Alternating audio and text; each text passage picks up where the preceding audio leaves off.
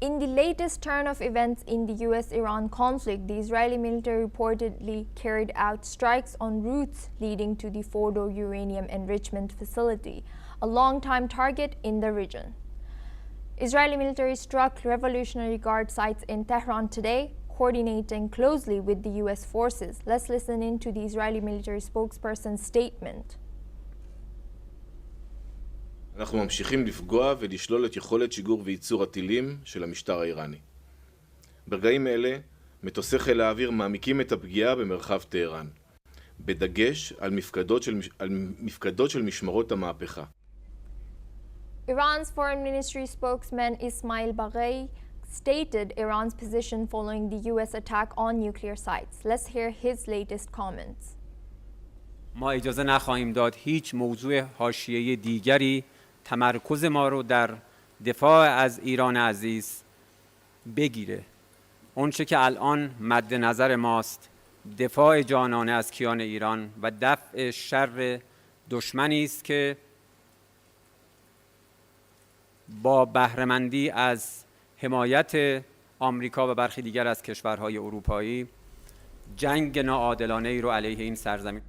Israeli airstrikes also have targeted Tehran's Evin prison, damaging sections of the facility according to Iran's judiciary.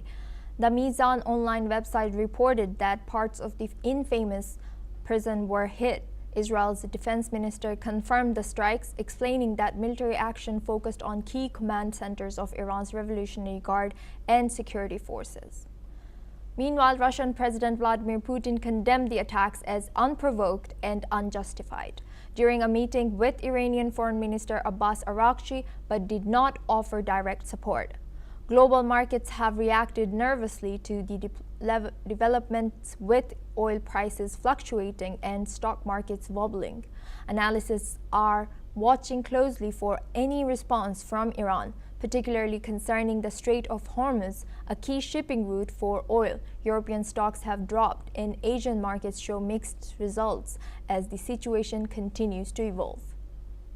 Now we have guests joining us for this discussion, Ali Hamedani. He's a British-Iranian correspondent joining us live from London. Ali, thank you for joining us today and welcome to NewsX World. How is Tehran responding to these latest strikes, both officially and on the streets?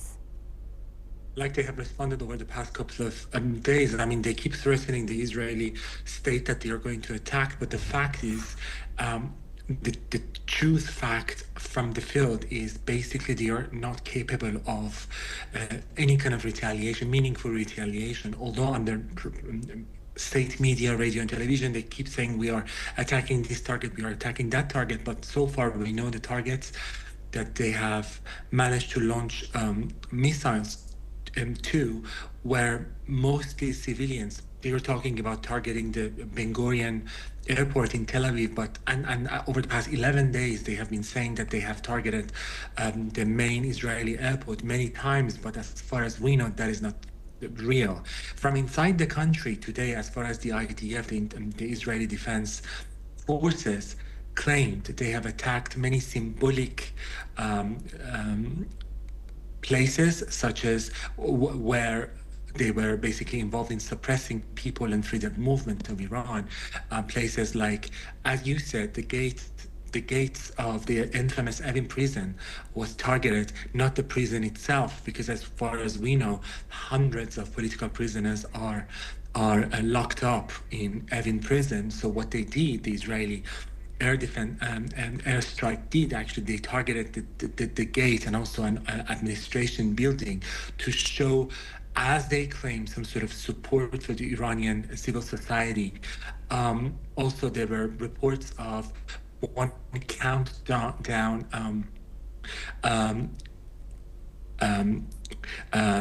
display, which was planted in central Tehran, counting down to the date that Israel is going to be removed from the international maps. They also targeted that. Also, there were reports that they have targeted Basij headquarters. Basij is one of the main suppression forces supported by the IRGC, targeting civilians, citizens for what they wear, what they do, what they say, especially online.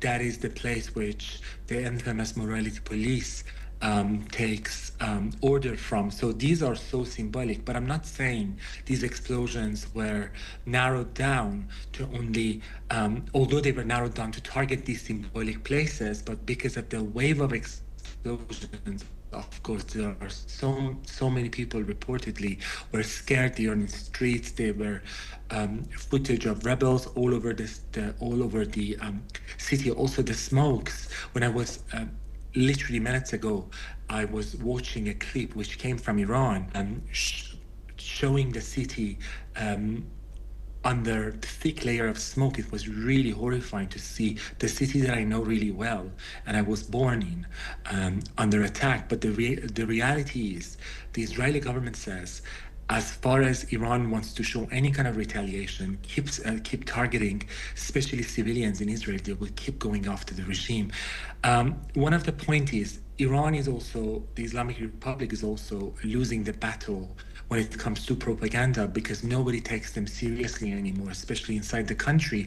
Whenever they put out a statement, especially video statements by the IRGC, people are making laugh at them. This morning, there was a statement in Arabic, Persian, and English, but neither Arabic or English, nor English were understandable, because basically the officer who was reading off a script couldn't speak proper English. Okay, Ali, you will stay with us. Now we have a breaking news. Local media outlet from Tehran, Iran, the Tehran Times, is reporting an attack on the headquarters of Iran's Handball Federation. According to the report, one worker has been injured in the Israeli attack on the building.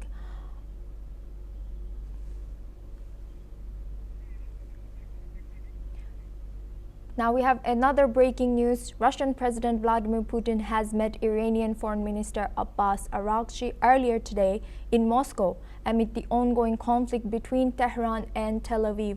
Putin reiterated Russia's stand on the attack on Iran and said Iran has been attacked without pretext.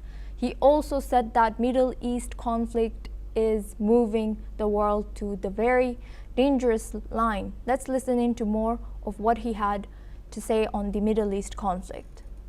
Неспровоцированная абсолютно агрессия против Ирана не имеет под собой никаких оснований и никаких оправданий. С Ираном давние, добрые, надежные отношения. روابط ما با ایران سوابق طولانی و خوب داره. Мы со своей стороны предпринимаем усилия для того, чтобы оказать содействие иранскому народу. Now moving on to our guest discussion with Ali Hamedani. He's a British-Iranian correspondent. Ali, what is your reaction with the news that has just come in? And is there also a divide between the Iranian people in support of Iranian regime and what they say or what they announce within the country? Am I right to hear that you quoted Tehran Times for that report? Yes.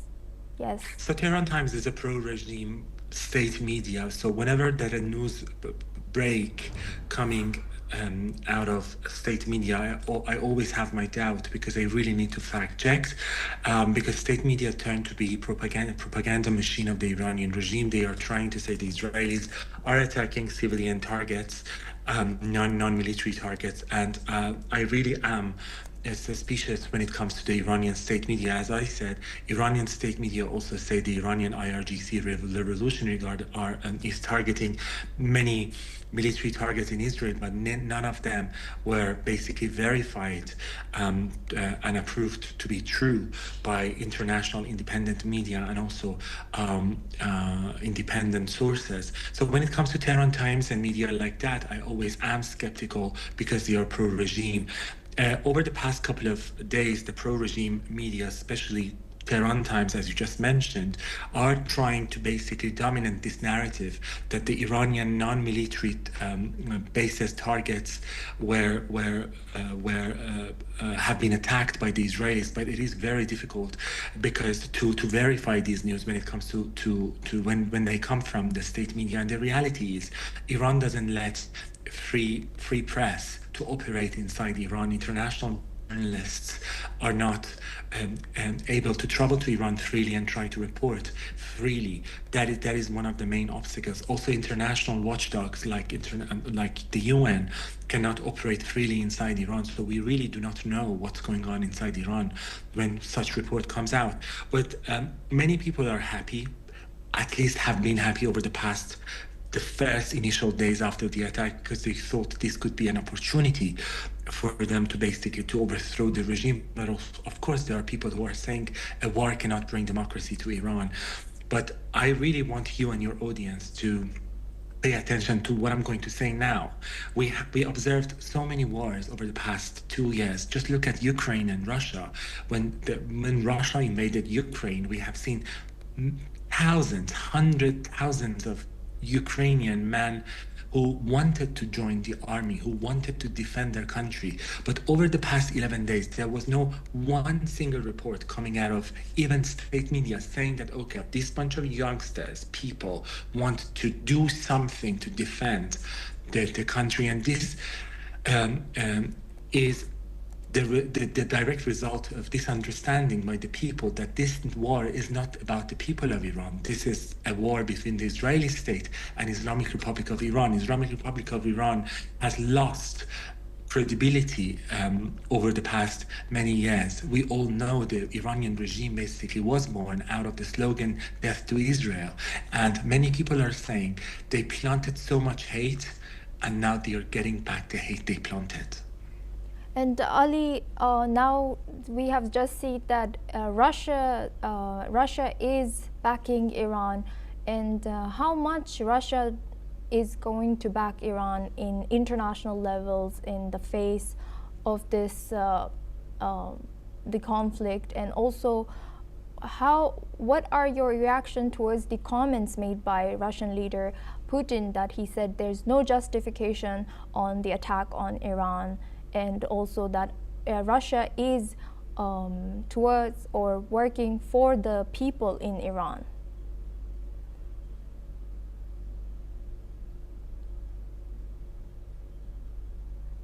I think Putin is a very good I mean, at least this is what the Iranian leaders think these days, that Russia and China are the only friends for the Iranian state. And they keep saying that the Iranian authorities are saying that they are relying on the Russian support and Chinese support. But as far as we know and the history shown, Russia is not a good friend of any neighbors. Basically, that country is going to protect their own interests. And at the moment, we know that Russia is trying to get closer and closer to President Donald Trump and the US, aiming to basically lift some sanctions and start doing some trades with the world. As far as we know, it has been years that they are involved in the war in the Ukraine, and we all know that that didn't bring anything to Russia but sanctions and more isolation. And I highly doubt President Putin wants to be even more isolated in the international community when it comes to another war supporting Iran. And with the Iraqi Prime Minister also expressing concern in the region, and also the rhetoric of US saying that the same could happen, what happened with earlier Saddam Hussein. What is your reaction on that? I mean, Iraq is, of course, a friend of Iran these days, but also a good friend of the US. The Iraqi state cannot live without the US international development helps. And we know that the US military has several bases in Iraq. I understand when Iraqi government shows support for Iranians because they literally want to avoid any kind of attempt by the Iranian regime to target any military bases of the United States in Iraq. And also, Iraqi government is well aware of the fact that Iran, using their proxy groups, proxy military forces or paramilitias they are supporting, could destabilize the state of Iraq. So that's why when it comes to these kind of wars, they always try to show some sort of at least support by releasing statement. But the matter of the fact is, all of these governments the Iran neighbors, such as Iraq, Saudi, Qatar, UAE, Bahrain, and Kuwait, and Oman, are good friends of the United States. They are not good friends of the Iranian regime. They are trying to be good neighbors, but we seem to have a technical issue here. Thank you very much, Ali Hamadani, for joining us all the way from London. Now we move on to our next story. Russia launched